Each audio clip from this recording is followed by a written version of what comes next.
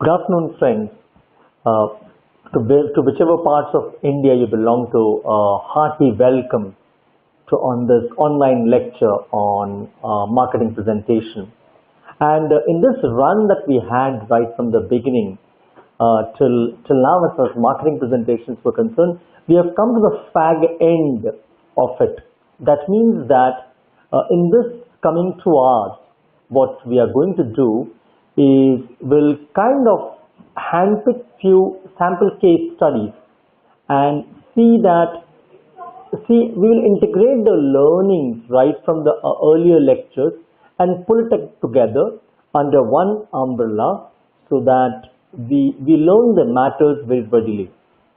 And that means that in any marketing presentation, students, it's very important to understand that we build a case, and case by case approach is one of the finest methods by which we can really understand the nitty-gritty of marketing presentation. And till now, whatever we have covered in terms of marketing background, be it in terms of strategic management, be it in terms of product life cycle, we have seen in terms of how to market a product, what are the tools available, how we also integrate the recently developed tools in terms of marketing, be it the social tools, also the digital marketing areas as well. So first, we will what we are going to do is we'll build a few case studies. So we will discuss in the coming 2 hours around 12 to 15 cases from different bandwidth of spectrum available, so that we look into these marketing presentations. So first of all, why through a case study? We need to understand that why we are trying to understand marketing presentation through a case study. Now, if you are a student doing your MBA, or even if you are a working professional, we need to understand that we can learn anything by first sorting it out, building a case. What we are doing by building a case is we are highlighting a focus, we are having a focused approach about it. So when we are dealing with case studies, let's look into first how to build a case study. Now, it could be part of your examination, it could be part of your submission manual, or if you are working professional, this is important because if you are making a presentation within the organization, this will really help you in terms of organizing your presentation, your thought process, your modules, and the way you are going to approach about it. So how to answer case studies is what we will look into.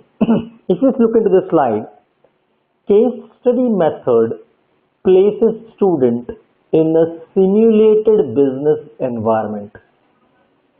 Now, as a student, what we are trying through case studies is we are getting a simulated environment. And what does simulation mean? Simulation means look-alike. It's not an actual business environment, but it's a kind of look-alike environment or a made-up environment similar to what the actual environment is. It substitutes the student as a business manager who take decisions. Now, students, let's also understand that in these times, decision making is a great skill to have in a repertoire or in a kitty, because good effective managers do that very efficiently and effectively both. So if you want to make good decisions, it also means you need to have a good build up to it. That means we should have some logic about the discussion. That means before developing a logic, we should have some database about it. So before going on to the database, we should have sources to procure data or to gather data. For that, we need good networking in terms of where to find the right data from. So it's a whole process about as far as case study development is concerned. So students will develop the ability to take decisions as well because what is happening through case studies is we are putting things in perspective. That means we will be looking maybe an organization, maybe a function of the organization, and gather data and put these things. When we gather and analyze the data, then go on to analytical thinking. Based on that, we make correct decisions. That's an advantage as far as case studies is concerned in real-time scenarios when you go on to work in an organization, or in your case, you might already be working for an organization. So when you are developing case studies, you are also developing skills of your critical thinking.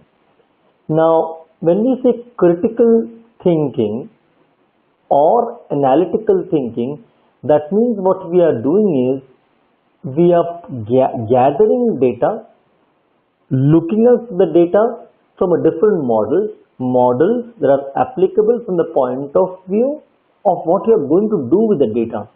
Now the data could be on, maybe you can apply the model of Pareto's rule, you can apply the cost benefit ratio analysis, you can apply the field force analysis ratio, you can apply various models based on the fact that what kind of outcome do you want. Now if that is designed, then you can really pitch in a particular case based on what kind of outcomes do you want.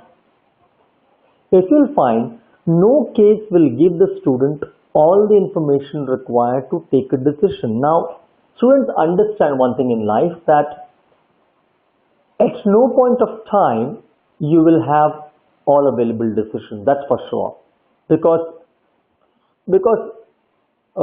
in the world that we are living in, you will always find the plentiness of resource available. So not necessarily that you will have all kind of data available with it, but you should check, are the critical data or the important factors are there with you as far as your data procurement was concerned, and based with that data, which might be limiting in some sense as far as the context or content is concerned, based on that, what kind of decisions you are going to do is also a skill and an art and a science both. So students have to take logical assumptions. So suppose if all data is not available, then sometimes you have to assume things based on whatever is available. So assumption comes into force. Most of the cases are answered by a way of class representation and written reports. So whenever you are procuring data, you can categorize the data based maybe on historical account. Maybe the data is based on absolute statistic by numbers of, maybe a number of employees, or it could be the potential market. Now, when you are factoring or gathering this information, the data, all the data that you want might not be available. That is one. Two, there might be a chance that the quality of a data that you have gathered for the case might not be very accurate. It might be an approximation. So even if there is an approximation, you have to assume, and as good potential building managers, what we need to do as students is assume, and based on the assumptions make decisions. And also when we are presenting a case, this other skills that are tested also are presentation skills and the report writing skills as well. Plus, when you are making a case study, now when you are making a case study, it could be in front of 3 people, 4 people, 6 people. So there are listening skills are involved about it. Skills in making objections. So suppose if you are making a case study, some part of the audience or somebody in the audience objects to what you have to say.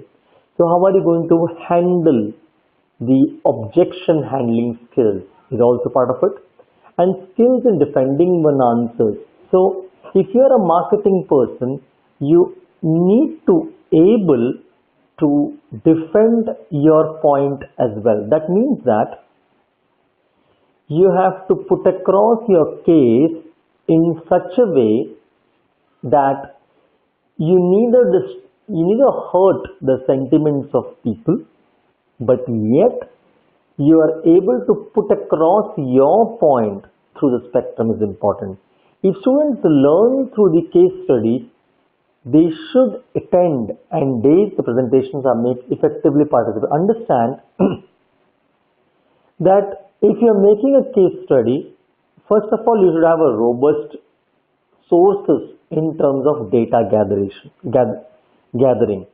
and then before presentation you have to kind of fine tune it, streamline it in such a way that it's more presentable. So it also means that you are making a good PPT or PowerPoint presentation. You are doing good embedded link up to visuals or maybe to videos as well.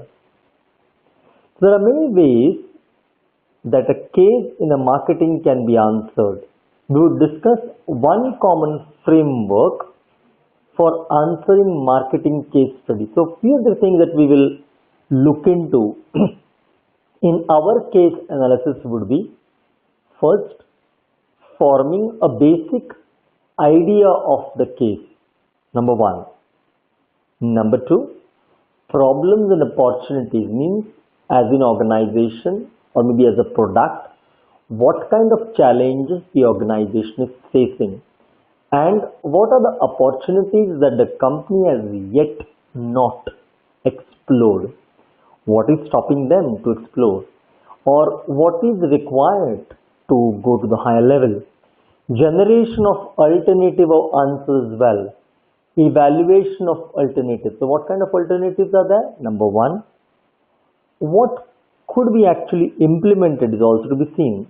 A decision to be taken. Now based on this, decisions are taken based on what kind of outcomes you want. Now you might ask, why are these case studies presented? Now as a student, if you are presenting maybe in an exam or maybe as a submission, case studies first gives an insight of the organization. That's number one. You get to know about the organization, what kind of sector it belongs to, what kind of turnover the organization does. You also get into some nitty-gritties as well in terms of which markets they are operating, where have they got opportunities, where are they doing well, where they are yet to explore. So these are the facets that we will also explore in our examples of case studies as well. So when you say analyze and form a basic idea of the background of the case, it means that when we will look into case one by one, we will look into the nature of the industry, means what kind of industry the company belongs to. The historical settings, means the background in terms of number of years of establishment or maybe in that particular domain.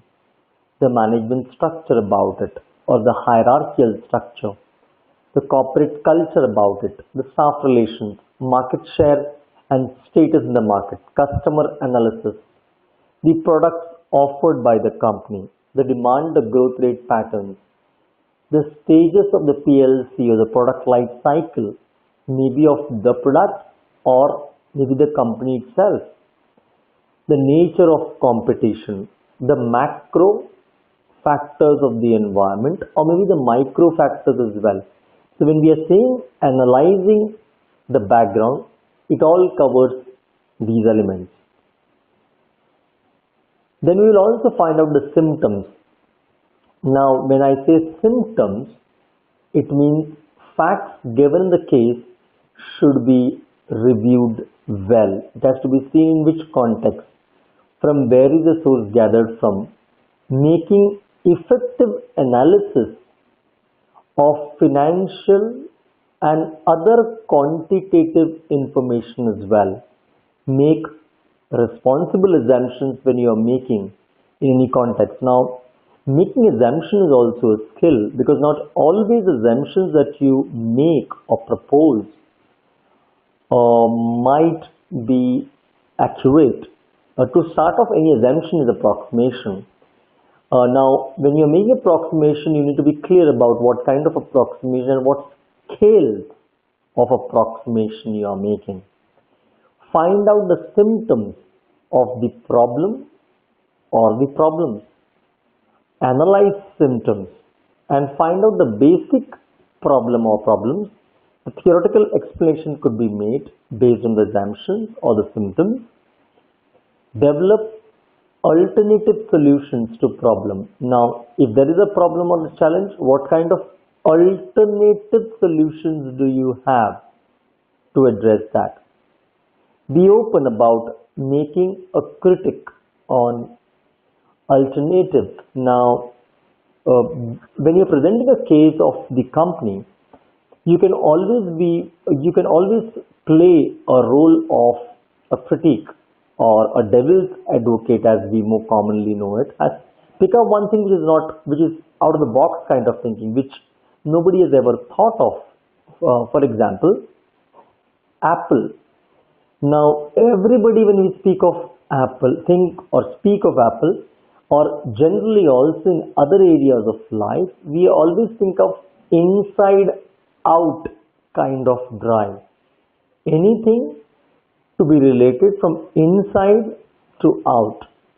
But if you see the Apple phones, now it has come to a watch. So when we speak of watch, people began thinking about why it has only need to be inside out, why it can be outside in. Now when you think of an outside in kind of approach, you will find that that's where Apple watches came into existence, where the watch became the phone, or phone became the watch. So when you change the angle of your perspective, you change the subject itself. They say that the object and the subject have to be looked into relation to each other. So whether you are looking from an inside out kind of angle or an outside in kind of angle, changes the scenario. Discuss the pros and cons of alternatives. So if you're proposing an alternative, then discuss the advantages or disadvantages of it and propose a clear decision.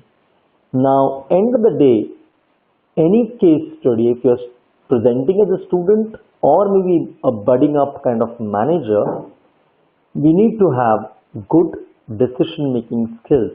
And let me tell you, if you want to grow up as a wonderful manager and a leader, decision making is critical, because not when you make all generally when people don't make decisions, for the simple reason being they wait to make a decision and they wait and they wait. So when they want to make a correct decision, and to make a correct decision, they don't make a decision only. And not making a decision is also a decision. Have you got that? I repeat, I said not making a decision is also a decision. A lot of people in their own lives think about making decisions, and they keep on procrastinating it or postponing it for a long time, based on the simple reason that maybe they want to take accurate decisions. Let me tell you, friends, as manager or in life, at no point of time you will have the best data available. You will always have some limitations, maybe in sourcing, maybe in the quality of the data or the data itself. So you will have a limited choice, but in spite, that is one aspect to second. We'll be running against time. That means the time available to each individual to make decisions will always fall short. Based on that small timing, we still need to make a decision. Now, when we say making decisions, it means that we need to make decisions on these available resources. So, any case studies we are presenting, decision making will come in very clearly as well. Great. So with this in background, let's take up our first case presentation. Now this is an interesting one as well. Now we will be discussing around 12-15 kind of case together, and all are from diversified segments. We start off with the coal FMCG sector, that's about Parle G, and we have referred to Parle G in our presentations as well, but this time around we'll make a few cases as well. Now when we say Parle G, it's a household name. Everybody knows what Parle G is all about. So when you're making a presentation, number one, they have always sold as a product Parle G, where G stands for genius, and this is a child image that we can't ever forget because it has been there for years together. So when you look at Parle profile or Parle company's profile, which belongs to the FMCG market, one, company type, it still is a private limited traded company, not a listed company to say so. Industry, biscuits and confectioneries, founded in 1929. I mean, that's something. Now when you say 1929, that's good 85 years, almost 85 years the company exists. Founders being the Chauhan family, headquarters being in Mumbai, and areas or the topographical spread is global definitely, and the products, the prime flagship brand being Parle G. The other major brands in that kitty is Monaco, Hide and Seek, Melody, Poppins. Oh, how we can forget Poppins, Crack Jack, and revenue touching more than 8,000 crore rupees. So this is what the overall profile of the organization is, Parle. If you check into the history of the product, this is a 1929 small company established by the name of Parle Products, emerged in British dominated India. That means it existed before independence. The goal was at that point of time to spread joy and cheer to children and adults alike, where all over the country with its sweets and candies. Now a small factory in this direction was set up in Vile Parle, a suburb of Mumbai, to manufacture confectionery products. Now since the company was set up in Vile Parle, which is a suburb in Mumbai, in the western suburbs, which is very close by from where I'm delivering this lecture, around 235 kilometers from here. So when we say the name itself Parle comes because of its location of Vile Parle. Milestones, if you go on to see the product, the decades, we'll go by decade because the 85 years long history. Number one, 1929, the first year of operations. Parle assets were hard work and hope. Absolute hard work and determination is what the organization represents for. A decade after, if you see, 10 years of determined effort brought results. Things began to take shape and they tried even harder. 49 post-independence period, they were the formative years were over, and Parle has really come of age when you see the independence period. 74, the first evidence of what Parle is all about of today. The original Parle company, in the due course of time, split up into three separate companies owned by different functions of the original Chauhan family. Parle Products, led by Vijay, Sharad and Raj Chauhan. Owners of the brand being Parle G, Melody, Mango Bite, Poppins, Monaco and Crack Jack, where you have the Amir Khan advertisement for Parle G. Great. Then if you also see the best part about it, if you see the last point mentioned, 38% share of the total biscuit market is by Parle G, which is a significant chunk, a big chunk of their organization. And let me tell you, one important facet about Parle G is they are the largest selling biscuits across the globe. I repeat, they are the largest selling biscuit company across the globe by volume. That means the actual number of biscuits that they sell is the highest across the globe. The other players in this segment being Britannia, closely followed by 26%, ITC and other few small players like Priya Gold and the local players as well. Great. The first brand, if you say, Parle Glucose and Parle Monaco were the first brand that were highlighted by the organization. Parle products also has about 10 manufacturing units and 75 manufacturing units which are on contract basis. So 10 manufacturing units are self-owned, which are pretty big, one being in Vile Parle itself, and 5 different manufacturing units for confectioneries as well. The annual turnover, as I mentioned, as of 2014 is close to 8,000 crore rupees. That's roughly around $1.5 billion company.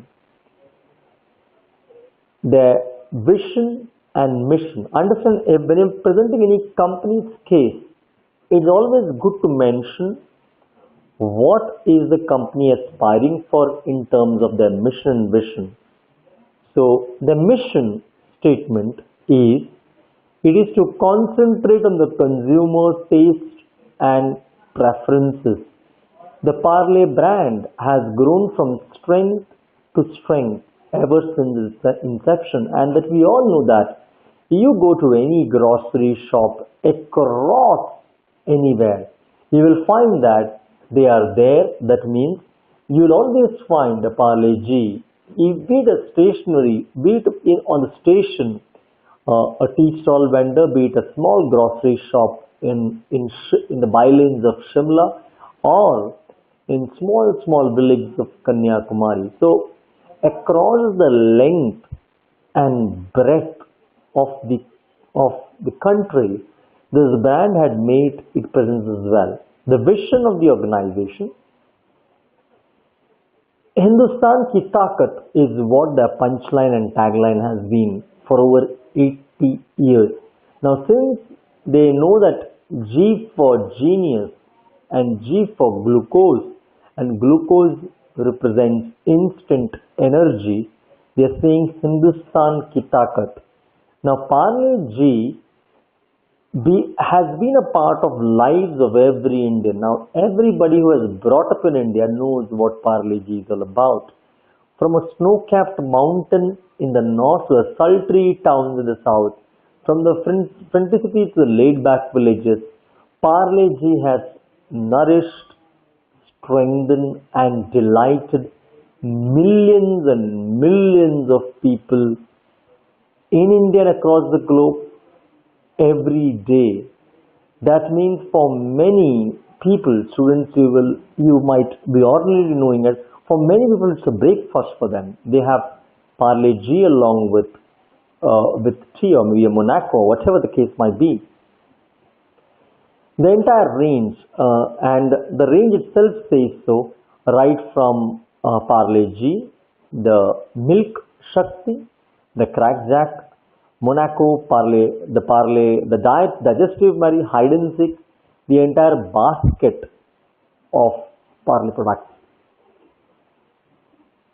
Few other products in confectionery, that was about biscuits, but how can we forget the Mango Bite?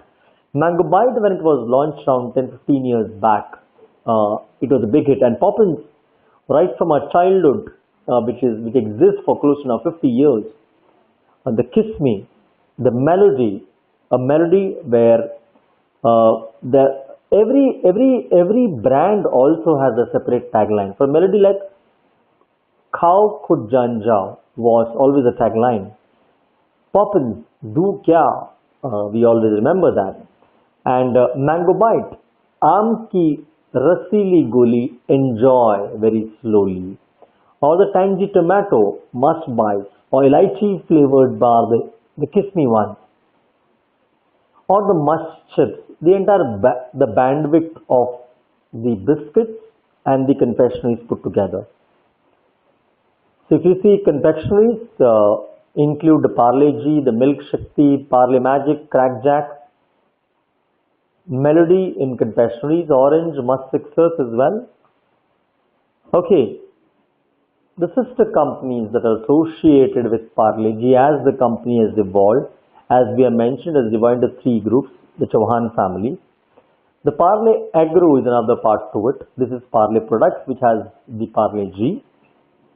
When we speak of Parle Agro, it is led by Prakash Chauhan and his daughter, Sauchna, Alicia and Nadia, owner of the brands such as Fruity and Appy. We get to know this picks as well. So Fruity and Appy are the well-known brands. Or the young CEO of the Parle Agro, Sauchya Kumar Chauhan, is also part of it, where owners of brands such as Fruity and Appy are there, the entire range of it. Or the third group, the Parle Bisleri. When Parle Bisleri, led by Ramesh Chauhan, were entirely demarcated into other segments of water, because at that point of time, if 30-40 years back, if anybody would have told that water is going to be sold in India, nobody would have believed it. But today, it's history. Like you have many brands, and in this run, Bisleri has led the way throughout. Then along many players come in of PepsiCo, of maybe of Kinley and Bailey and so on and so forth. But Bisleri bottling plant first gave a doorway to sell water.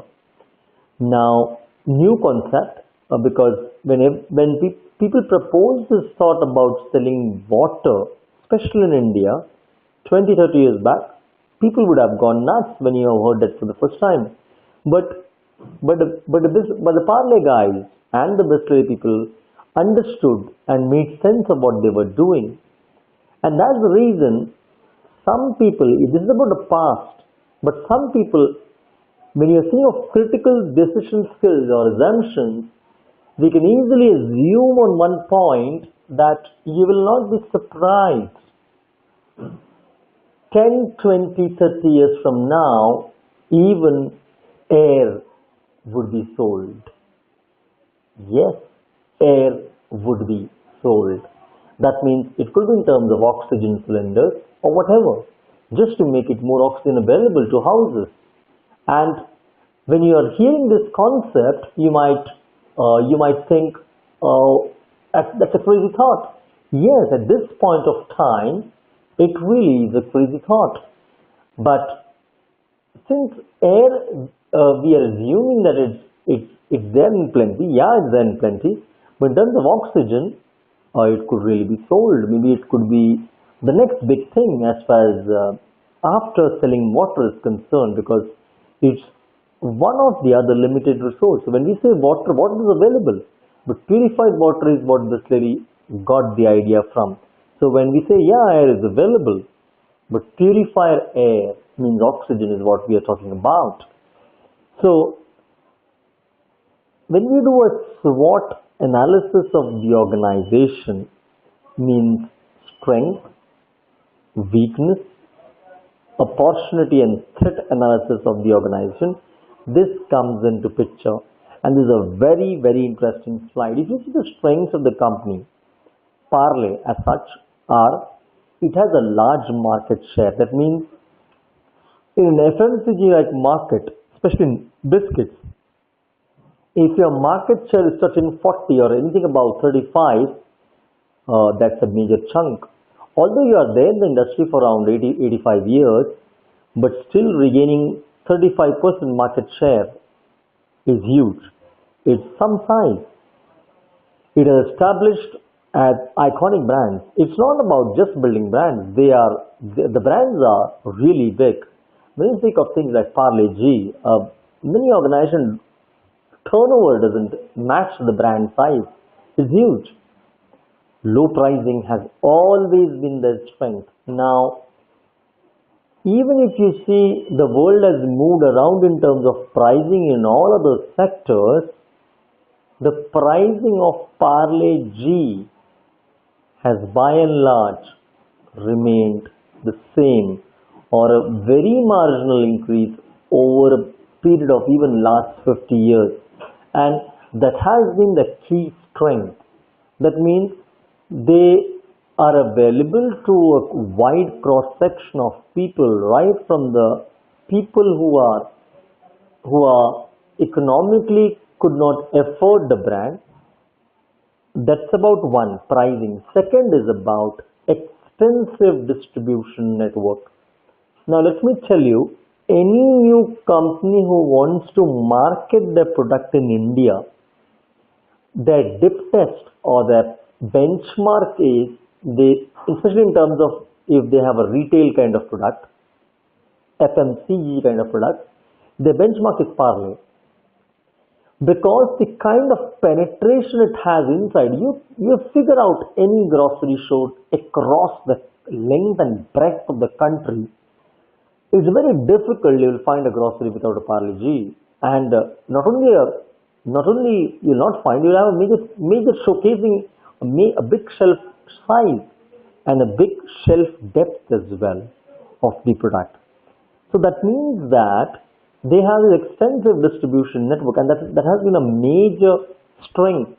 That means the kind of distribution channel they have established over a period of time has been phenomenal. This is a strength that the company works on, or it has a strength. Areas of development or weakness that the organization has: number one, it is perceived as a low cost, and low cost sometimes also mean low quality product. Need not necessarily mean, but we have understood when we are discussing cost and price. Cost is the actual financial cost of the product. But pricing, if you recollect friends, when we are discussing pricing are perceived value. That means they are not the actual value, they are perceived value. That means what the customer perceives the value to be is the perceived cost. So when a cost is low, people can tend to think that the quality is low as well.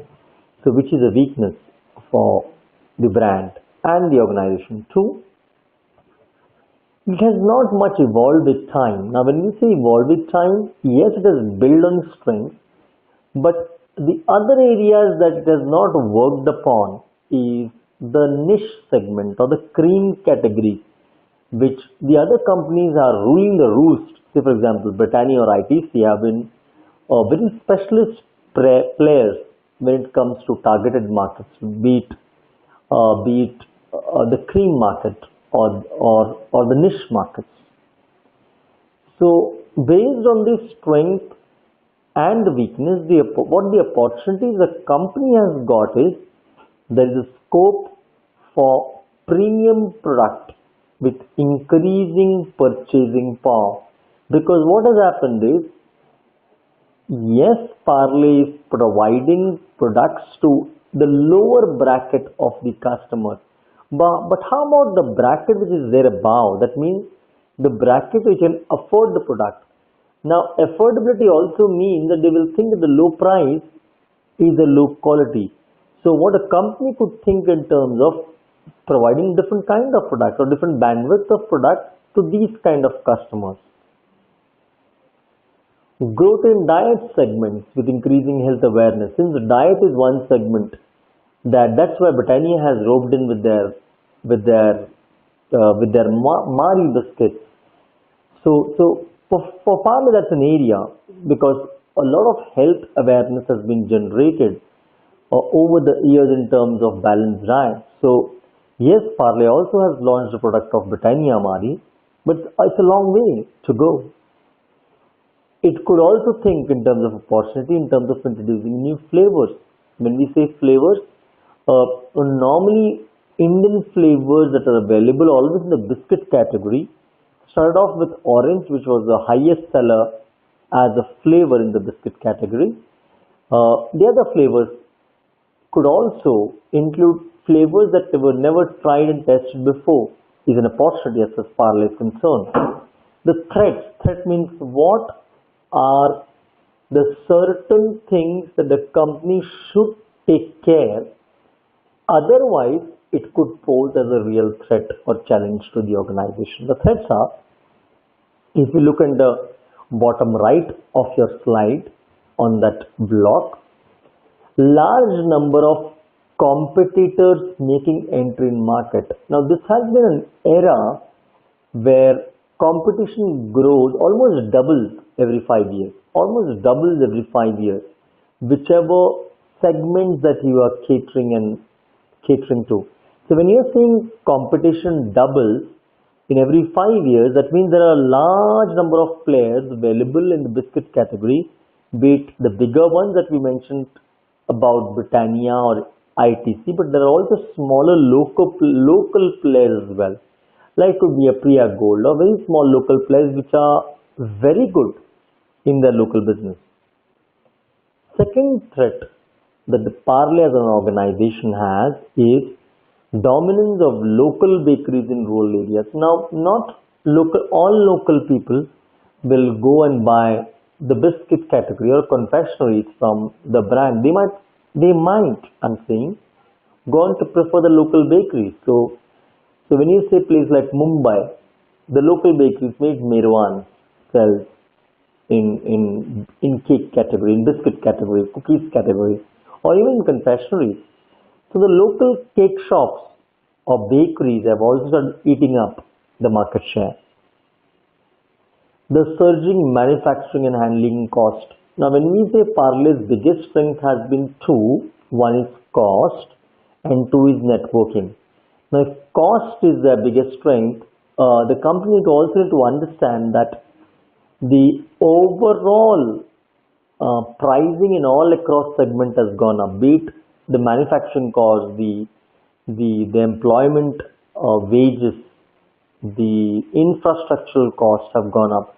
So to match that along with still keeping lower margins would always be a challenge for the organization. So looking from the SWOT, we'll also look into a few other things as well, like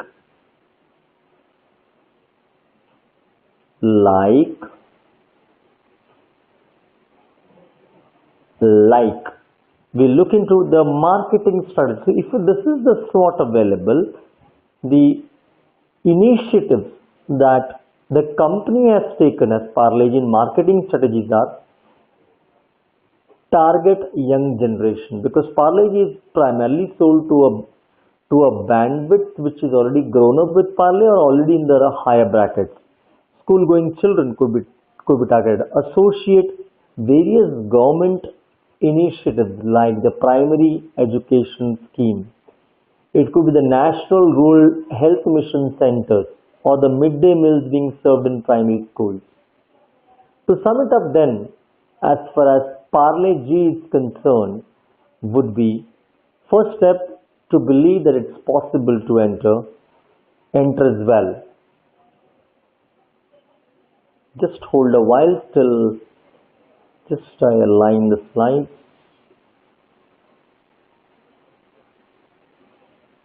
Okay, so when we are looking at the various initiatives that the organization has taken so far, which has been phenomenal, and few things that the awards that the company has received in the period is since they have entered at the food competition in 1971, the brand has received consistently 111 gold and 26 silver and 4 bronze medals for quality awards at the World Quality Selections and Standards, and they are they say they are ranked 7th in the Brands Equity's Most Trusted Brand 2012. So lots of awards and prizes, be it for pricing, be it for standard specifications as well. The marketing network, if you see, of the organization, there are 1,500 wholesalers, 4,25,000 retail outlets. Wow, that's phenomenal. So when you say 4.5 lakh retail outlets, that also means that India has this much outlets, because none would have been missed almost. Great. And also the import-export scenario of the organization, that means, yeah, major parts of the globe are covered, as you can see from the site.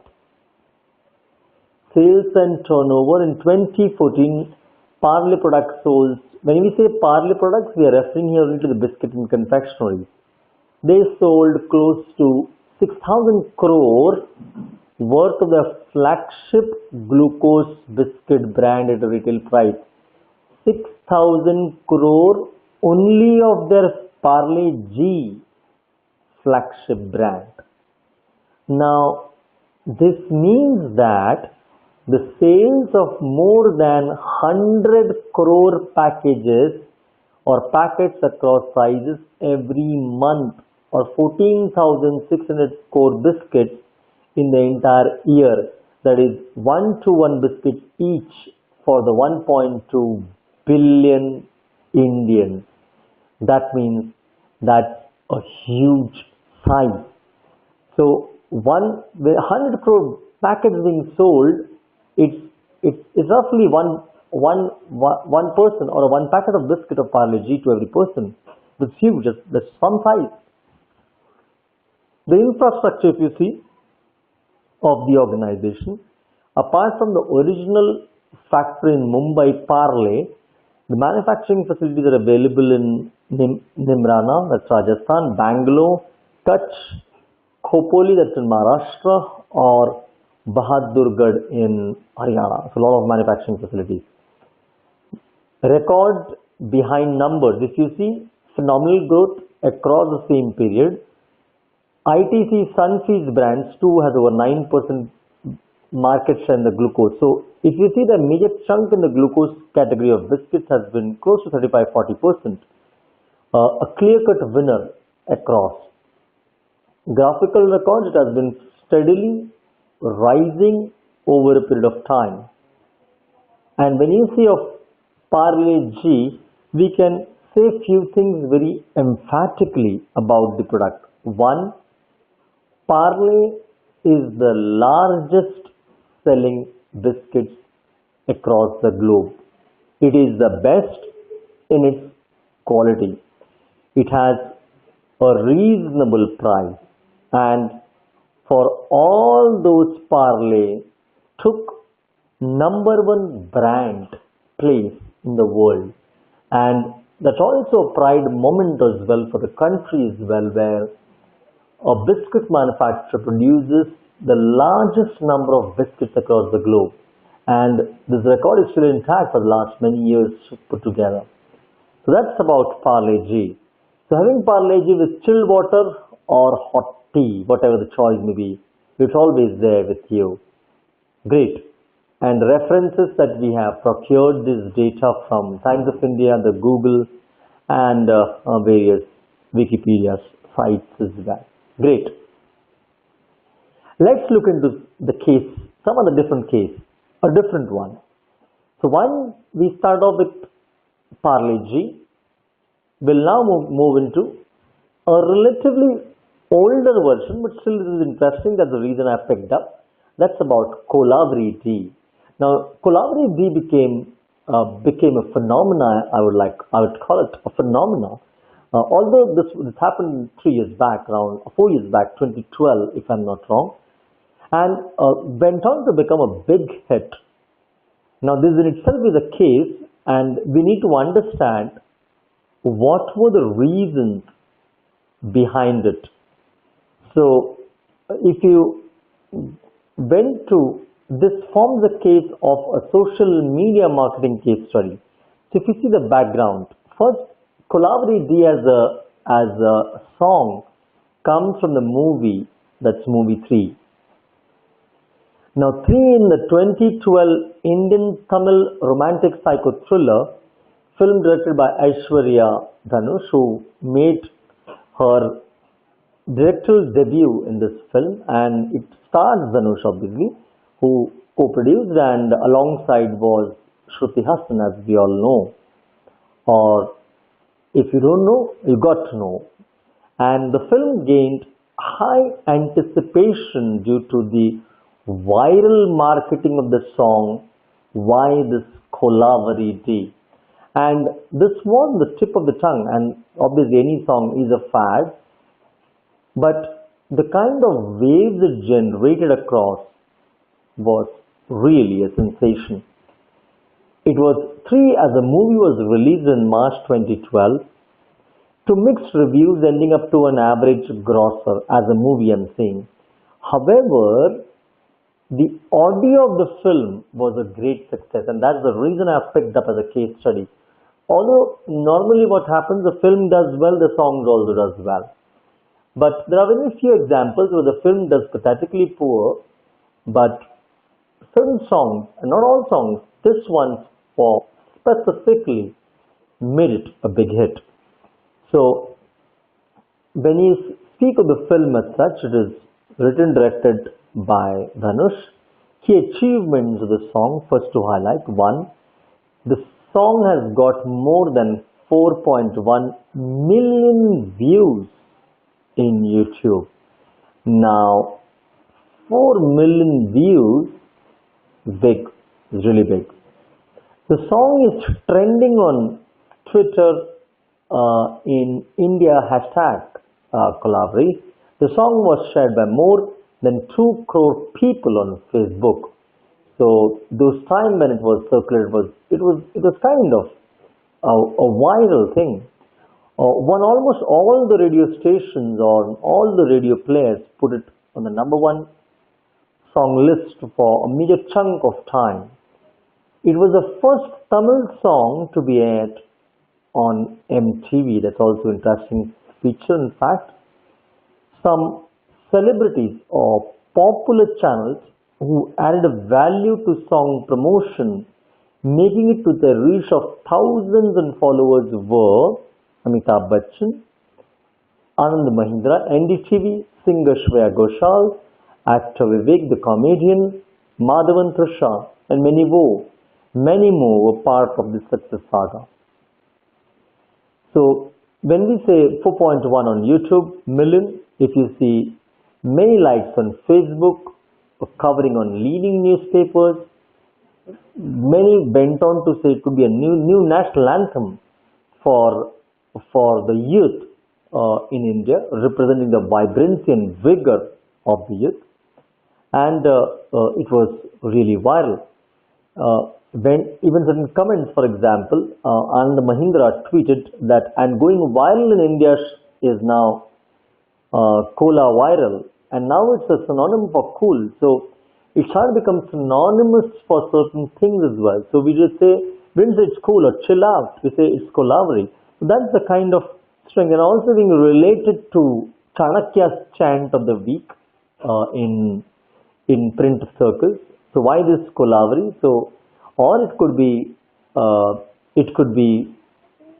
also in terms of the cartoon pictures as well. So it has actually, what has happened, it has penetrated in all cross sections of things. And there was also a time when flash mobs as a concept made it big in India. So flash mobs, the first element what flash mobs give is an element of surprise, because when flash mobs are when people gather together in a public place, and maybe in this case they started singing the song and even the dancing as well, as you can see on the slide. Now these are instant kind of grab which people are tuned in, which people like about it, and people people are also for it. So flash mob as a concept is part of the marketing, and it really made it big, especially in this context. So what is this virality factor? Understand, friends, in today's world, if you are in the marketing business and if you are not digital about your marketing, then you will not go too far. That's for sure. Because when we are going digital across, that also means we need to be viral. It means we need to address to wider cross section of people. Viral means it goes on social blogs, it goes in social networks, and kind of spreads across very fast. Initially, the video communicated as lift video from Sony studio. Then, as it became catchy and addicted, especially the foot tapping beats were phenomenal in this song. The lyrics of the song is in English. That's the interesting part, but sung in a Tamil style, which when we have all heard the Kulavari, it's sung in a Tamil style, very much understandable. The lyrics in English. The video of the song is very casual, expressions and smile, which actually shows they are sung from the heart. Actually sung from the heart, where even the rhymings are done intertweet between as well.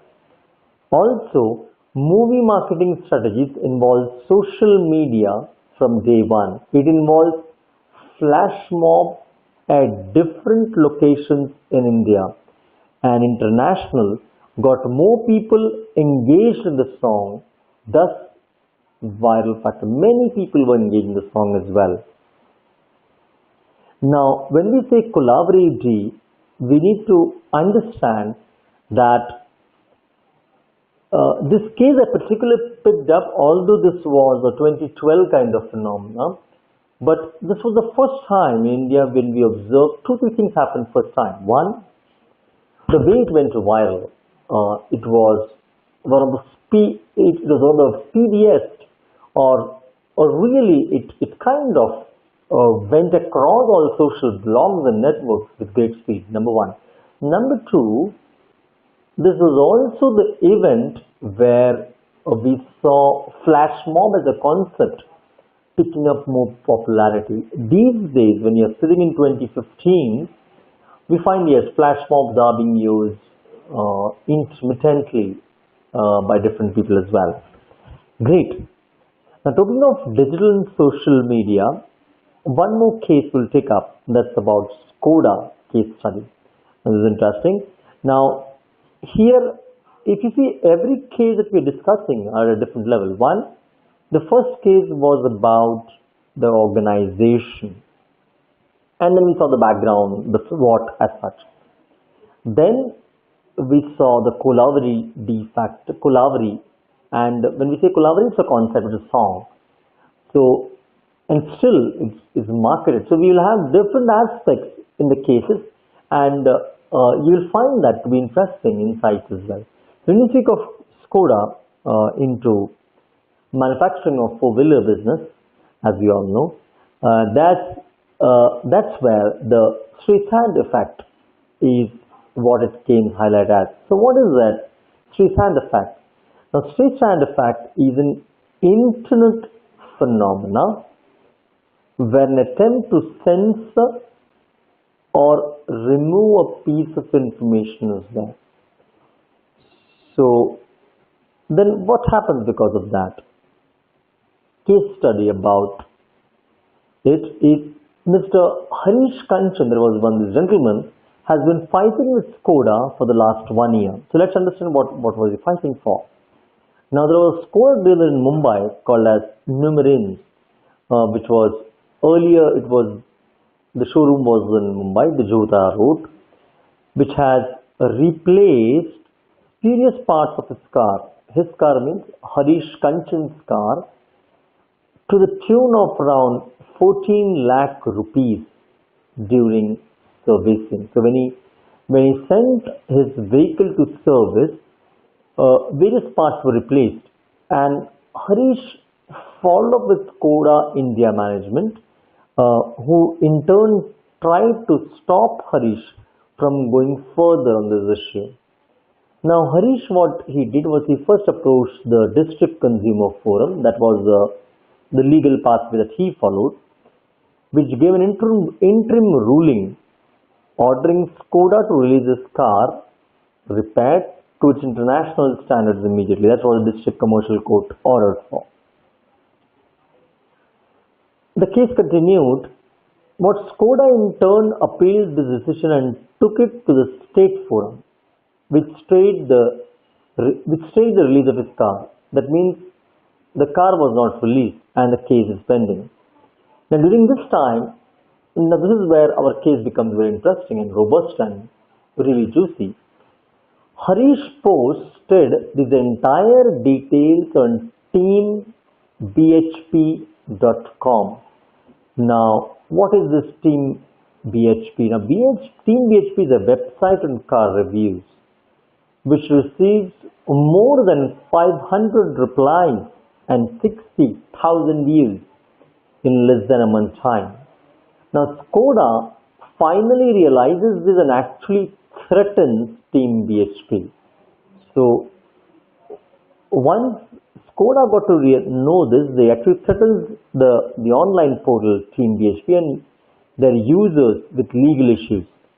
Now, Team BHP moderator posts the entire threat mailed by Skoda and started another discussion about it. This post on the forum received 1,300 odd replies and close to 1 lakh plus views in just 10 days.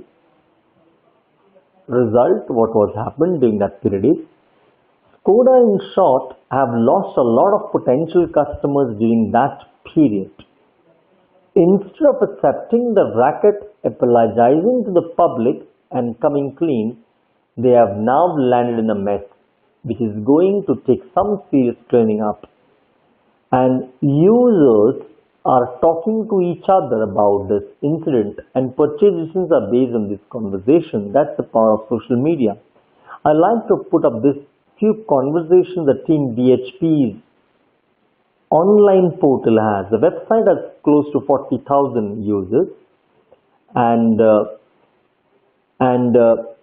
most of the car and bike users use this. If you see on this chart, the left side pop-up, it's mentioned here correctly that I will never buy a Skoda. This is what the people mailed across. Or Skoda dealers change things. Or Skoda dealers changes parts in my car part. Consumer court, car not returned in a year.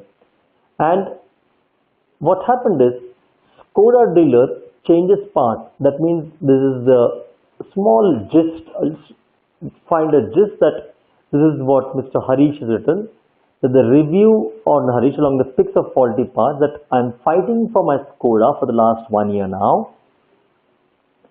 You may be aware the dealer in Mumbai, Nimizains, has replaced previous parts in my car to the tune of around 4 lakhs. Now they have stolen the third injection and the steering rack, whatever the details are mentioned, and they did not spare the battery either. So they have mentioned it and also followed up with the Volkswagen group as well and the other groups as well. Now, in this context, what Skoda had done a threatening mail to the Team BHP. Now, BHP also put across their blog on the website that they put few facts. Fact number 1, if you go one by one, a few things. Team BHP is built on the principles of truth, honesty and transparency. Let's look at a fact 2. It mentioned that Skoda offers what is possibly the absolute worst after-sales service in the country. Emphatic statement. Fact 3, what it mentioned is, member Harish was and been an unfortunate recipient of Skoda's appalling standards of service. Fact 4, instead of apologizing and making up to its so obviously wrong customer, they continues to fight back as well. And fact 5, if you read, Harish turned up to Team BHP for support and posted the entire thing on the website. Now, the result, what happened because of all this? With around 40,000 registered users on teambhp.com, they created negative publicity of Skoda those times, influencing decisions of the buyers by word of mouth. Even print publications like Mumbai Mirror, Midday, Times of India, Maharashtra Times, Navbharat Times, Hindu, etc. also carried this story. Numerians lost its dealership of Skoda in the process. Sales also declined during that phase. Now, the Skoda story also tells how much of importance it is to manage the social structure or social websites, because people and consumers are related very closely as well. That also means that if you are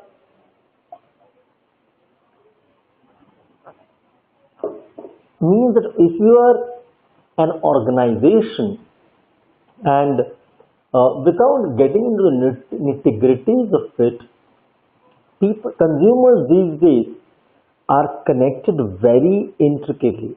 Gone are the days when people never used to know what's happening in other part of the country or other part of the globe or other part of the city as well. Since people are connected intricately through social blogs or social networks, this kind of misrepresentation of facts or the way they treat their customers could be spread viral very fast, and the companies need to be aware about it as such. Now, why we are discussing this in marketing management as a case study is because you as a student or potential managers to be marketing managers need to be aware that customer is a king and hence need to be dealt with sensitively. You can't be very dogmatic in your approach or very harsh and unkind in approach to your consumers, because they get linked up or ganged up very fast. So when you're working for organization, you need to be aware about these dynamics as well. So let's take this interesting study, and this is a very interesting case study and you will love it as well, I'm sure. Aircel case. When Aircel was being introduced in the country, and more so they launched their service of their mobile company, the service operators of mobile. Now, let me give a brief background about what is being said, the case study. The Milan subway, which is a subway, a part of suburbs in Mumbai, is apparently a history of flooding during monsoon season. If you are a student based in Mumbai, you know it that very well, that Milan subway is one of the subways that get clogged every rainy season or every monsoon season. Now, just for students who are from other parts of the country or other part of the globe as well, this is part of a small subway where people normally commute through either their four-wheelers or two-wheelers. They tend to get water lodging every time. Now, so Aircel, which was trying to introduce into the segment, they launched in Mumbai a mobile company betting on almost sure thing. Placed a billboard at the station with a real rescue tide boat to its logo, and the tagline was, "In case of emergency, cut rope." So I'll give a pictorial view as well, but just to tell what it means was, they actually put across a live boat on a hoarding and said that in case of emergency, cut the rope. On July 15th, 2009, the bet paid off and the station was flooded. It means the subway was flooded. Aircel staff wearing tees with the company's logo was on a hand to cut the rope on offer emergency transport to standard commuters in full camera view of it. To give, like for example, the hoarding. This will give an exact story of what we are talking of. So if you see a few days back at the Milan subway, This is what the hoarding said. If you see the hoarding, closely look at the hoarding. This hoarding is what we are speaking of. Now, it says that in case of emergency, cut the rope. And this is the actual lifeboat they have put it. And this is an Aircel advertisement. This is the different angle of view about it. So they always said, in case of emergency, cut rope. This is what people who were commuting as well said so. So history repeated every time rains comes by. So on 15th of July, it rained, and it rained heavily. Subway, the same subway, if you see in the picture, is seen, and it's all waterlogged. That means it becomes a swimming pond. Now, water is there everywhere, as you can see in these images. And now if you see this statement, the rope was cut. That means the case of emergency, cut the rope, means they actually cut the rope, and that's what they depicted in the hoarding as well, which is part of their marketing strategy. And people were looking at where the boat went by, and here comes the boat, and this actual boat that was being shown on the hoarding as well as an image, and the boat was having the same color as what it was seen to be found everywhere. The solution and CSR, or corporate social responsibility, was seen, where people were using Aircel boat, and that's what they called it as well. And the boat went in to rescue or to transport people from one end to the other, and this was of great service to the people around.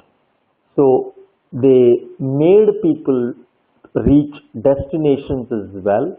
Right from in the picture, if you see under the bridge as the Aircel boat was traveling, trying to rescue, and finally everybody was talking about was Aircel.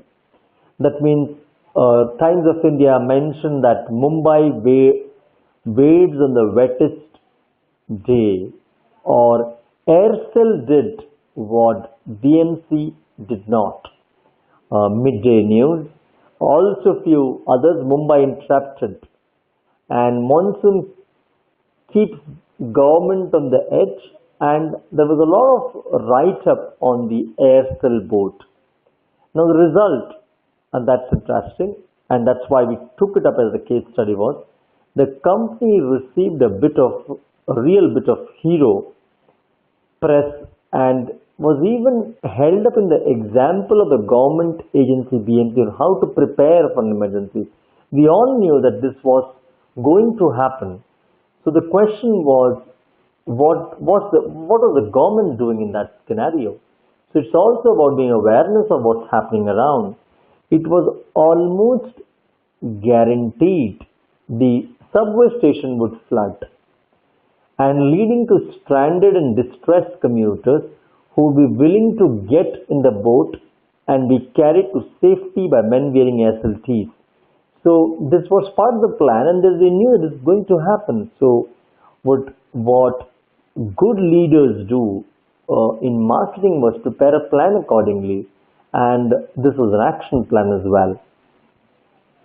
So with all the media present, the story could not be reported without the mention of Aircel, and the images show these customers that the brand cares, and it's always there for them, even in the times of emergency as well. Major achievements, if you see, the Aircel prominent in all media coverage was there. So when we are speaking of the internet revolution across, this also marked the entry of Aircel in Mumbai with a big bang. The PR agency prepared a presentation on the same and mailed to friends, and also uploaded on online forums as well. Aircel did not just advertise happy to help it, showed this in their actions as well. Aircel initiatives are also seen on Google as well. If you see the first pick of it. Mystic times. In case of emergency, cut rope, says Aircel. Or life-saving advert boats. Aircel billboard saves people from so and so. And whenever you are putting up your case, you mention where are your references coming from, where is your sourcing. So it could be Google, it could be blog, it could be Twitter, it could be images taken up from websites, whatever. So interesting, and that's what the case was all about. So different case, right, from Parle products or Parle G to Colavery to Aircel. Let's move on to something else. Mobile marketing case studies. Now, these have been case studies since we are living in an age where things get spread so fast. It's important to understand how do we pitch in as far as these cases are concerned. So, when we say of mobile marketing case studies, let's take some international cases as well in this regard. So, one, the Red Cross.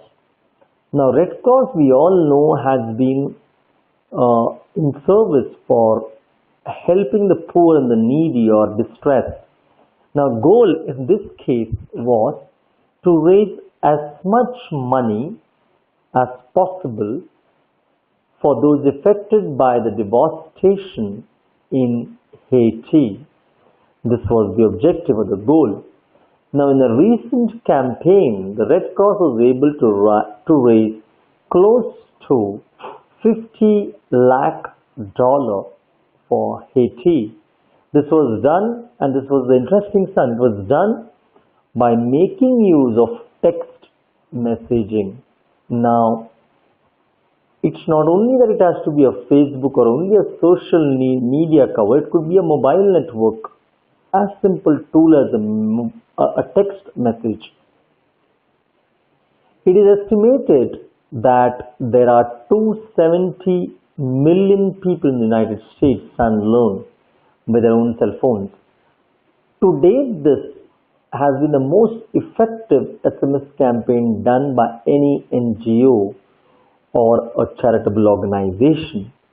Now, even though the concept was simple, no great thought about it in terms of conceptualization and creativity, but the point was to network it, to implement it, to execute it was the key. Now, although the concept was simple, the Red Cross need help to put the campaign into place. Now, so it is known that text messages get opened up by the majority of people. The beauty of any text message, people normally open it. And this is one of the components that make SMS campaigns so successful. This could not be said of an email. Now, an email, a lot of time, people don't open it as well, the communication. So with an SMS, normally people have to open it because you don't get to see what it's all about. So you know that your message will be opened and read for sure. The reason this campaign worked so well was due to the nature of the text message, means the way it was drafted and crafted. The message was simple way to donate money. There was no writing a check or going to a local bank. It was all done via people's cell phones, quick and easy. So there was no need to, when we speak of donation of money, a lot of time a hindrance comes in terms of how to transfer check or maybe an online transfer. So it was all interrelated to a service provider by just through a mobile. The majority of cell phone users are younger and hold current jobs. People from all walks of life were made aware of the severity of the situation. Reaching so many people from diverse backgrounds found those that had money to donate. So that means it could be as simple a case, but using the medium here was the key. That's about using text messages. Now, text messages are a very simple format and tool of a mobile application. Now, although it's a text message, the beauty about it was it reached out to many millions of people in the US for donation, and yet that every message need to be read out. They could go on to read what the message was all about, and that's an interesting feature. Let's take another message, another case in terms of the mobile marketing. That's about Barack Obama's campaign years back, 3, 4 years back. If you say goal in this case was to identify new voters and persuadable voters as well. So that is one segment that they were what the campaign was looking forward to, was to take in the new generation who are eligible for vote or who are just being eligible, both. Now it is most known that most elections are won by fewer than 10 percentage points. Because since in US we have a two-party kind of segment, and since it's a two-party segment, the margin of vote through history it has been found is less than 10%. So the name of the game is to develop and find a way where the 5 to 10% of people can help you swing a vote in your side or in your direction. This is exactly what President Obama did in his last campaign. The smartest thing was by using a text messaging campaign that Obama was connecting with the young people of the country, many of whom had not yet even been registered to vote. So the SMS campaign was used to do in various ways, and those were: one, to remind the voters to get registered to vote.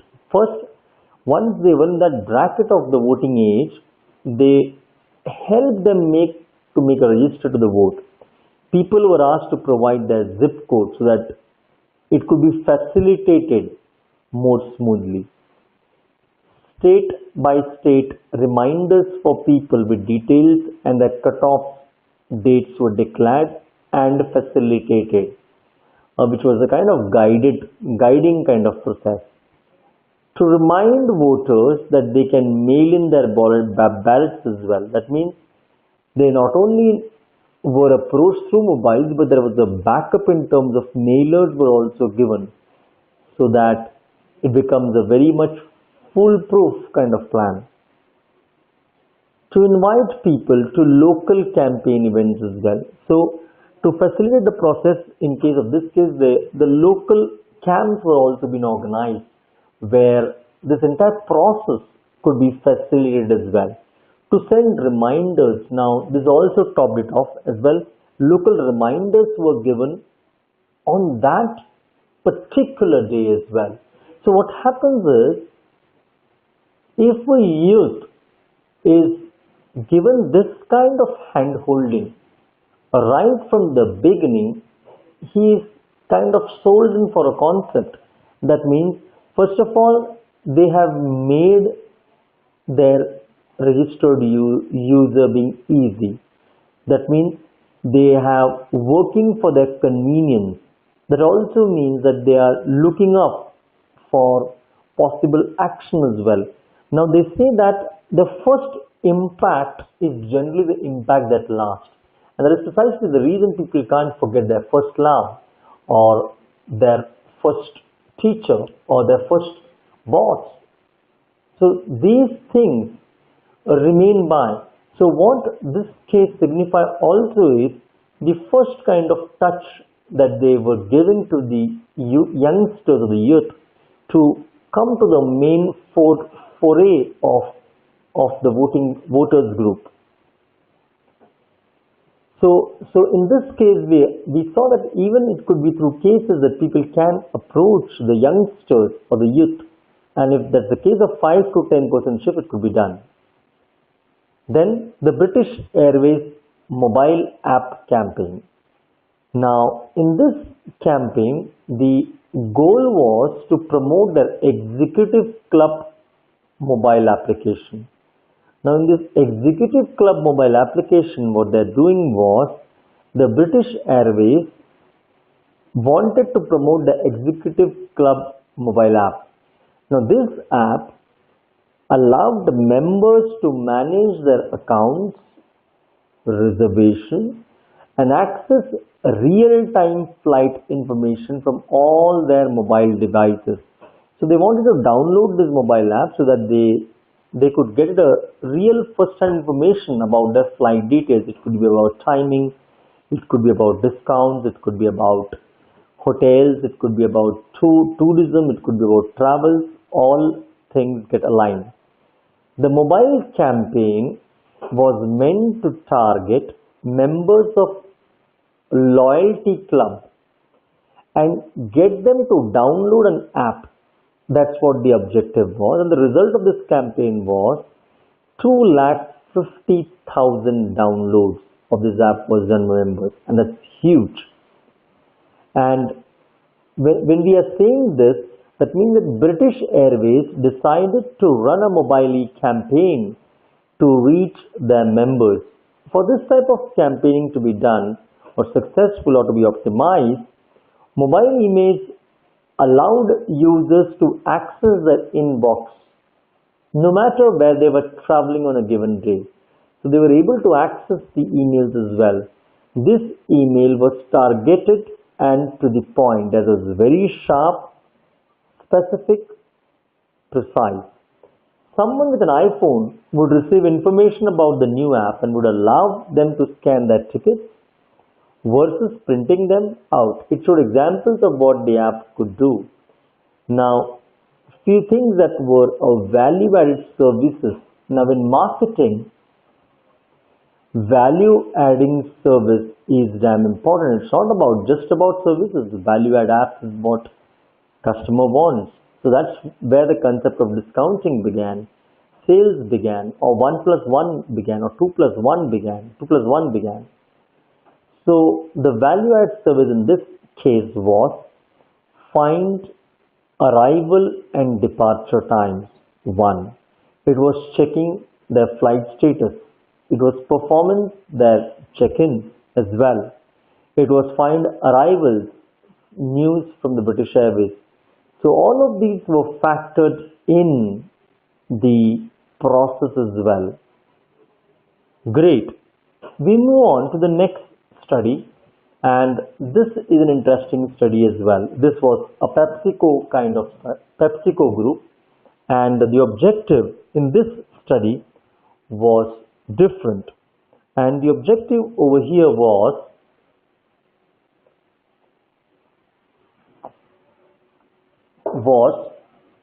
to help streamline the lives of busy females by offering them a mobile app. So if this was the objective, let's see and check the background first. If you see, the Pepsi first came out with their mobile app to help promote their Propel brand of sports drink. Now, this has been streamlined into a shopping app that has been directly aimed at the busy woman in the age category. Now, we need to understand when we are going through the cases, there are smaller, finer details as well, which as a student you need to understand. Now, in this ad, if you see, their focus group was very clear. That means they knew who their customers are, or they wanted to be. 1, they needed a busy woman. 1, 2, they also knew what the age category would be. When we say busy woman, working woman, then obviously the working age, 25 to 49. Beyond that, normally women don't tend to work or leave the work pretty soon. So, as students, we need to understand that as marketeers, we need to identify that we should know the target focus group as well. The mobile app is based on the Google Maps systems and allows the user to enter all their daily codes and tasks. That means this app makes the user much more friendly as well.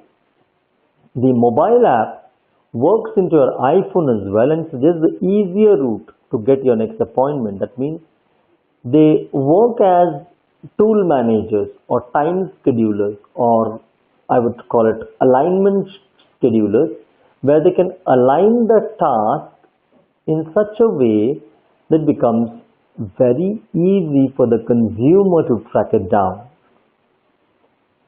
Now, if you see, to market this effectively, Pepsi combined forces with local businesses in 6 major categories. So Pepsi knew that they can't go all alone or solo.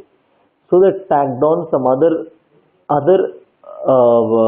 companies or other functional domains as well, so that it becomes very easy. One, they look into industries like travel, well-being, food, home, shopping, and organize. For the future, Pepsi is looking for using barcode advertising as an additional mobile marketing to enhance their branding to reach more customers. So when you say barcode customizing has been the part of digital wave. So we have a lot of QR codes these days. So you just on a mobile and a smartphone, you just need to scan your QR codes, get the website data or the address. It could be the cinema hall tickets, it could be tickets of your grocery, it could be the gift vouchers, it could be anything ranging in that. But the point is that these are the times when mobiles are start entering the life, so that becomes much more smoother and better as we go by.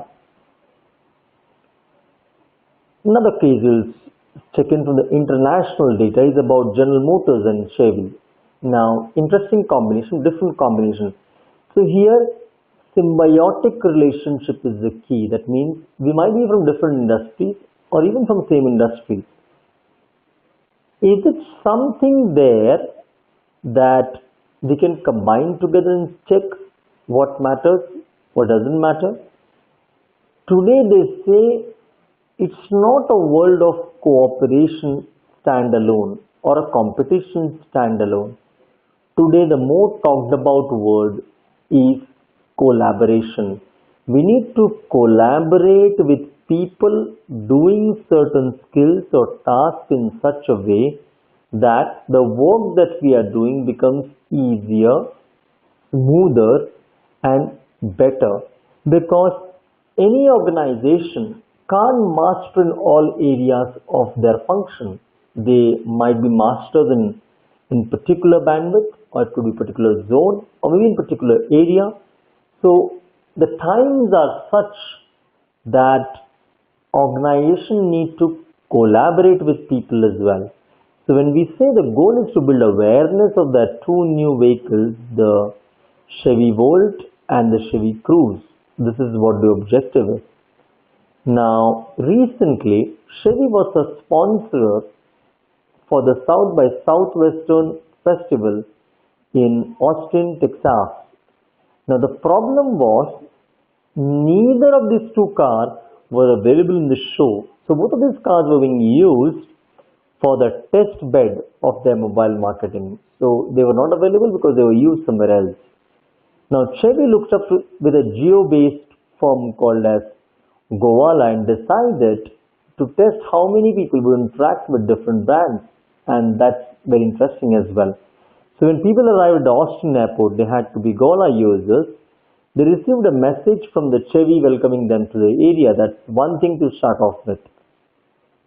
Chevy randomly chose user to receive a free ride in the Chevy vehicle. The Chevy also set up walking tours of Austin, and users who checked in certain points that could get a reward. So outside the festival, Chevy parked Corvettes and Camaros, which people could take a test drive. Now this was an important feature where the test drive was available to the audience to make. Now Chevy set up the Chevy Volt Recharge lounge, which allowed people to recharge their personal devices, and that's important. This was an easy way of users to recharge their laptops, cell phones, and iPods. Interesting, different. So in addition to Chevy, had pre-production models of both Chevy Cruze and Bolt as well. They applied the QR codes on the outside to both cars. When scanned, the code took about users to the website and that showed the features and benefits of the new cars as well. So these kind of link-ups held awareness that the end consumer can go and contact the website of the vehicle as well. The result of this campaign was 40 people completed the walking tour and 75 prizes were redeemed at the festival as well. Now Chevy has a second highest number of check-ins at the show at 730. Now there is a very interesting feature because the viewership has gone by this, and that's what the interesting point was. For the future, Chevy plans to commit 30% of its budget to the mobile marketing along with other social marketing tools as well is important. So here the company gets an opportunity to showcase the vehicle in such a way that becomes interesting. Great. Now we will discuss few cases which are recent. That means they are part of 2014-15 kind of marketing. So first is about content marketing. So in these cases we are looking at the recent case of 2014-15. First they say be beautiful. Now just the image says it all. If you see the two pictures bifurcated by the midline, if you see on the left hand side, the sign of beauty is represented in some certain way, on the right hand side of a mail certain way. So it's about content marketing also. That means you need not only necessarily have a context about it, but also the content about it. What are you putting in across the segment? So very widely depicted through visuals. We call this through metaphors. Now metaphors primarily belong to figure of speech, but there are visual metaphors to it as well, demonstrating the same. The problem statement was there is no content strategy. There is a fragmented approach as well. Too much reliance on the paid media is what could be picked up. The objective was to play with the content marketing, and the strategy would be beauty attainable by women. It could be the website, FB, YouTube, blogger engagement. This is what the objective was. The results were there was 1.4 million visitors. That's huge site. There was 600k from social and YouTube, 50k subscribed to it. That was about it. Second, when we look at the recent things, was the influencing marketing of Philips India air fryer. Simple product, but you will find that how small things impact. Now these days there are a lot of programs on cookeries, on culinary kind of things. So when you are a player in the segment where you are selling utensils or mixers or cookers, this becomes important. So how to influence this market?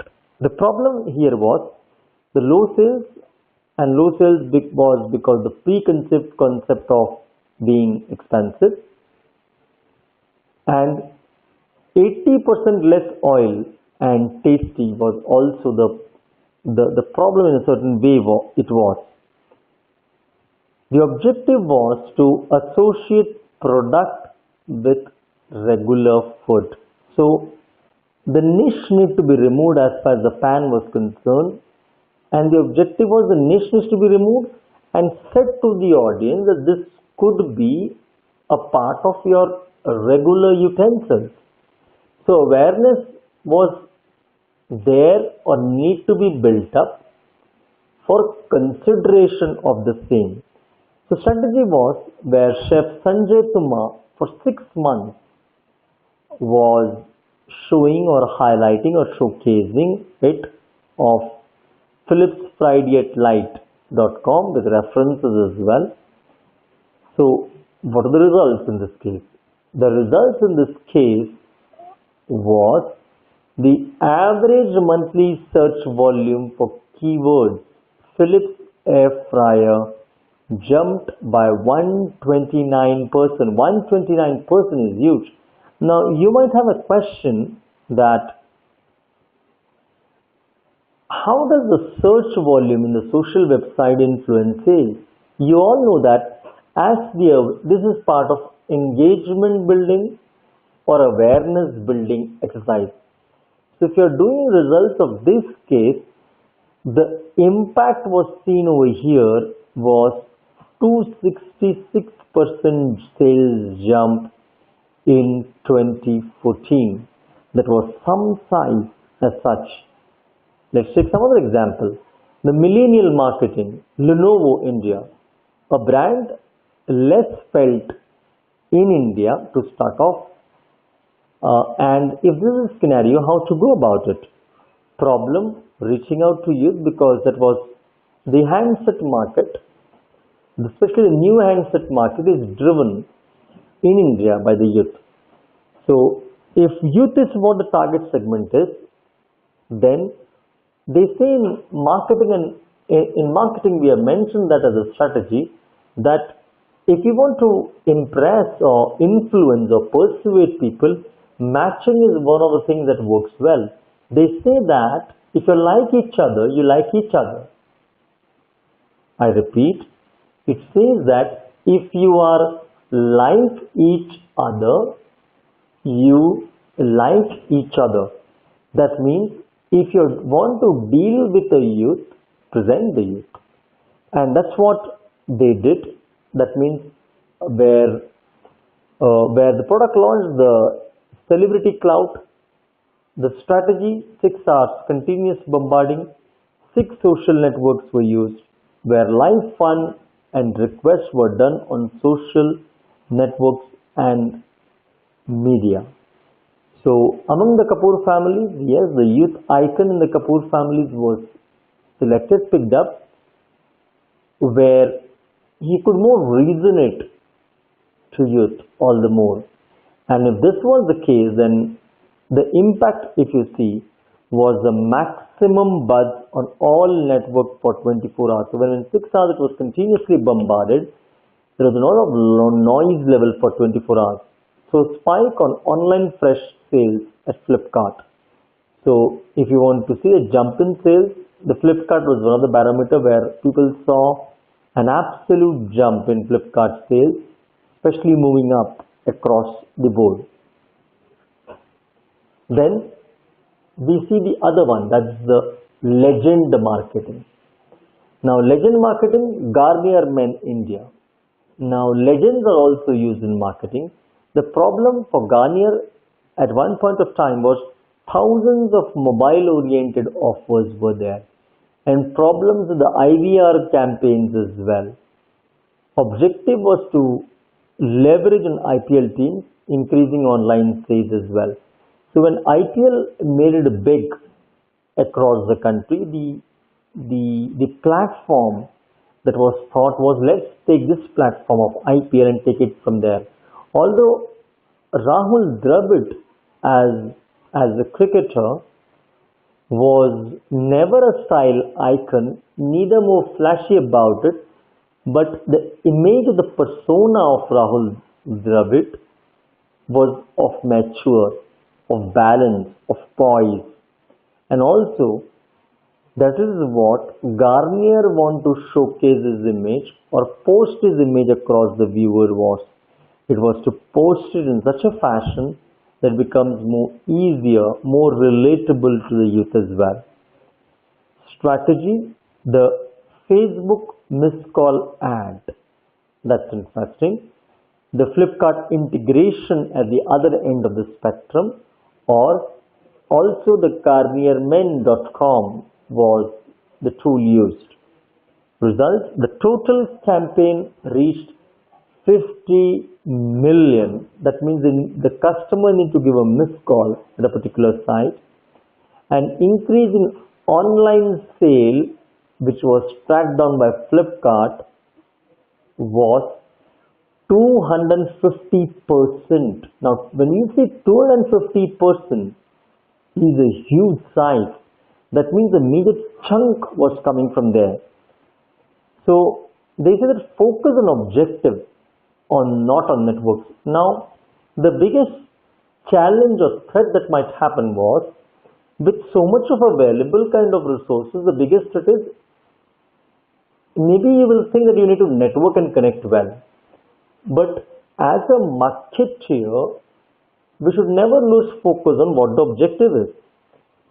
So when we speak of few social media marketing tools, we'll look into few examples of social marketing tools being used as well in this context, and that's interesting. So we will get into social media marketing case study. We will again go through case only of by theory, examples, and results.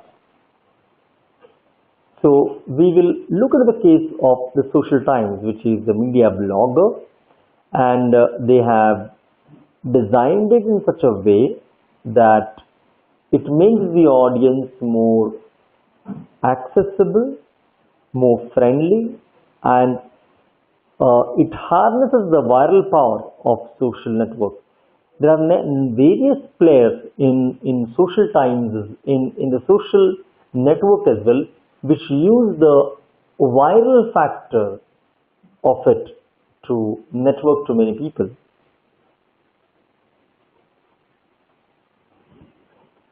Okay, so what does it happen then? Okay, so what we'll be talking out in the coming last around 15 minutes or so is, we'll be looking into the theory, case studies about the social networking, and what's new and interesting as well. One, the marketing concept in this case, the inbound marketing. When you speak of social marketeers or case studies related to social marketers, it needs to be understood that few are inbound, few are outbound. Just like in calls, there are few inbound calls, few outbound calls. Like just dial only take inbound calls. But for insurance, they are all outbound calls, means they need to call up the customers. For inbound calls, it could be a customer service, or it could be maybe Flipkart is an inbound call. So similarly, from an online medium, it could be inbound marketing, it could be warm marketing.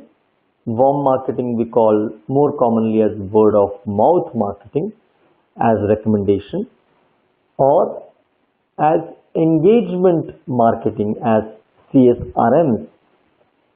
So how to get started in it? Number one is, let's take warm. Now, when we speak of warm marketing, over the years, the number one driver of our growth at Zappos has been repeat customers and word of mouth. Now, this is one of the products that they deliver, Zappos.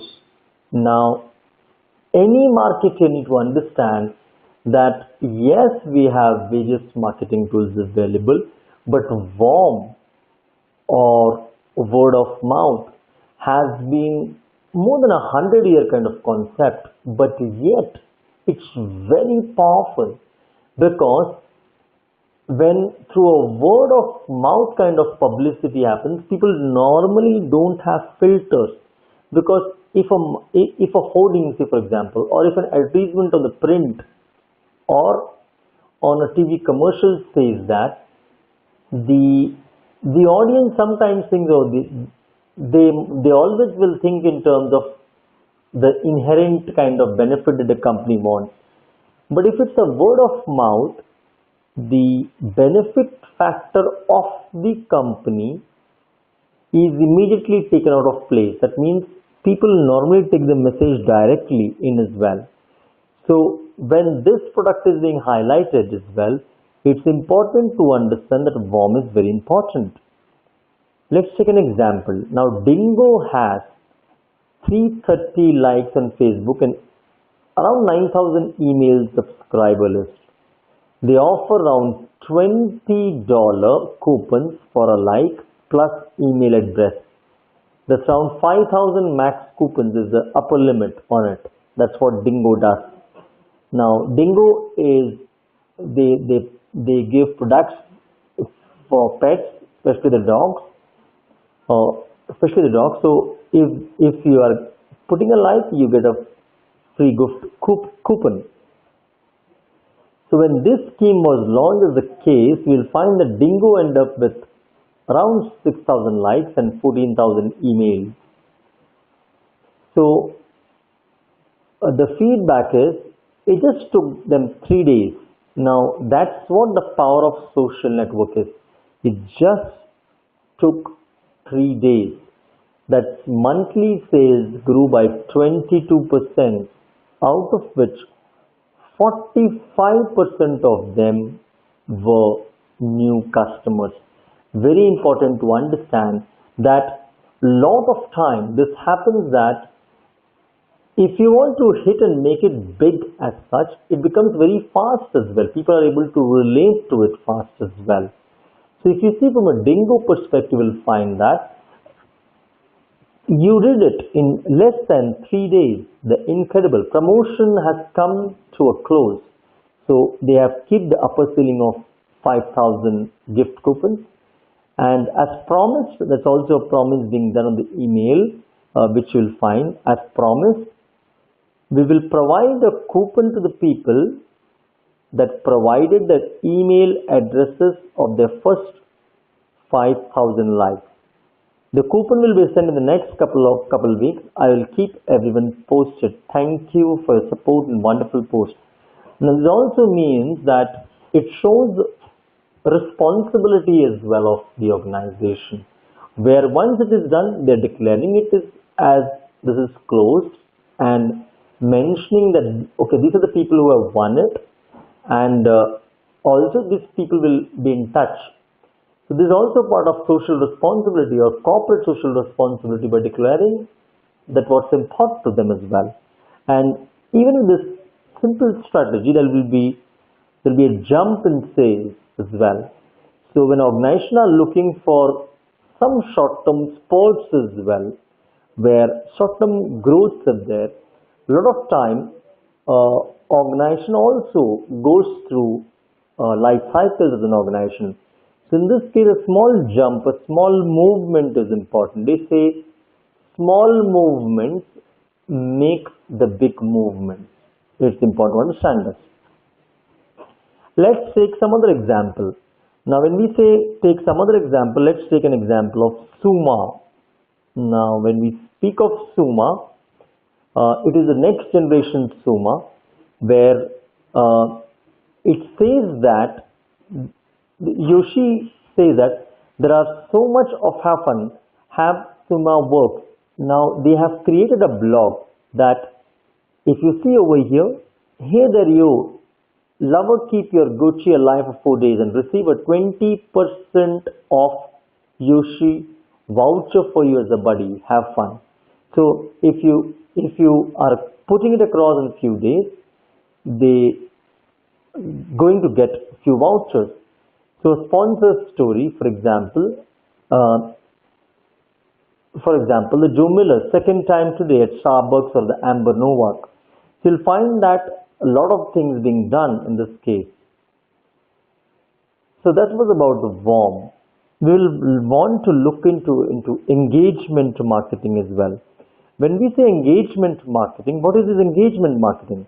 Now engagement marketing, let's take an example of Facebook. Now the engagement process, if you see on the left hand side of chart, starts with an impression.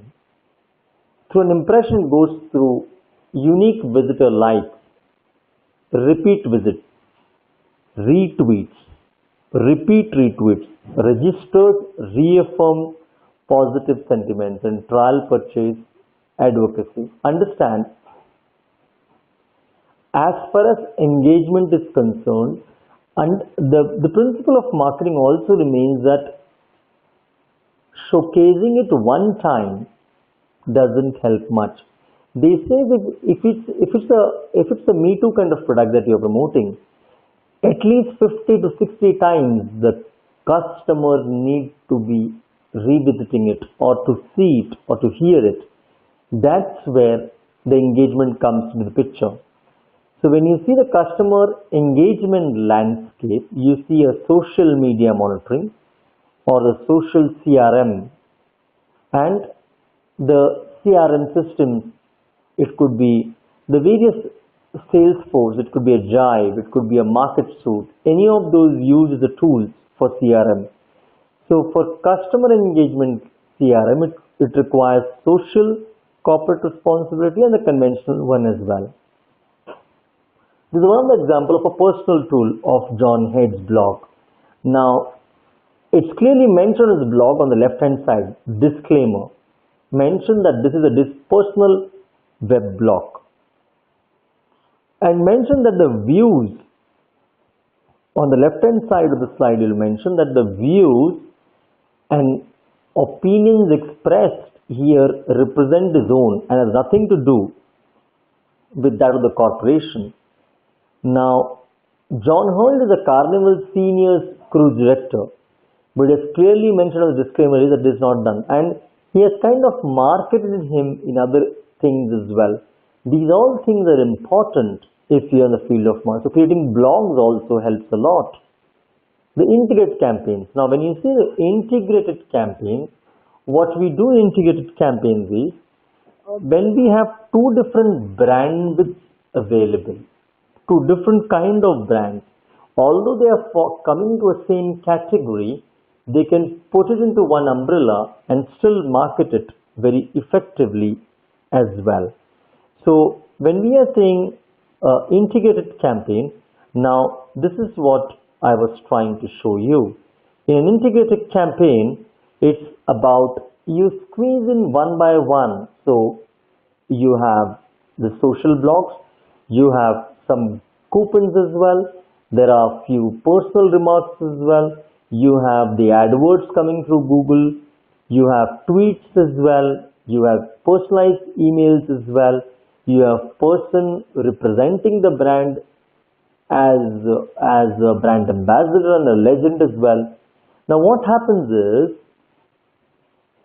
when all these things are bombarded together through different channels, then person gets it clearly as well in a very refined way, and that's very important to understand. The new and interesting is the social media dashboards. When we speak of dashboards, it could be the MarketMe suite. Now there are a lot of dashboards available even for if you're going to purchase a vehicle, a two-wheeler or a four-wheeler. It could be for furniture. The dashboards or the spreadsheets are available. It could be through tweets, the Facebook Live. So there are lots of them available, or it could be through for your estate market. There are a lot of dashboards which a client or a consumer or a customer can refer to as well. Now, if you are a good marketer, you need to showcase or be present and alive on these dashboards as well, so that your visibility as a brand on the social platform is also very much there. The location marketing. When we say of location marketing, it's about checking this business on Facebook and get a special business. So here where we put in location marketing in the category as well to showcase where it's available as well. So you can, like for example, it's here, welcome to Ben & Jerry's ice cream and frozen yogurt. Now this could be tagged up and linked up to Facebook as well. Or it could be photo sharing, wherein show us the beautiful size of Italy or Natalia.